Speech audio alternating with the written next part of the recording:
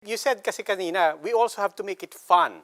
We don't have, but Yes. we look back to Oplan Alis Disease, to the Patak centers.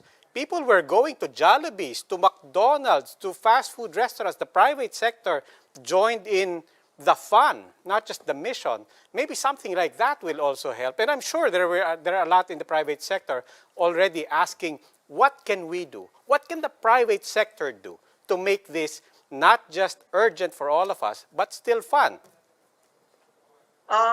For the private sector, they have a very important role, just like the LGUs, because they deliver services directly to the people. And government has also limited reach, so they can offer to partner. But I have a plea to the private sector and the LGUs. Please follow the guidelines set by the national government for vaccine deployment. Hindi po ito ang panahon para sa kanya-kanyang diskarte. My plea is for solidarity and for equity in vaccine deployment. So kung sino man po ang may kanya-kanyang diskarte po, wag po ngayon ang panahon para doon. In the LGU forum, I didn't put it in my slides during that talk, but I made a plea. Pakiusap ko po sa mga mayor at sa lahat ng governors and all the local officials there. Ang bakuna po ay hindi equivalent sa boto. Wag po nating gamitin. Wag nating i-weaponize yung bakuna para po sa boto. Yun po ang pakiusap ko. Wala pong naka-imik nung nagsalita po ako ng ganon. We always bring this up.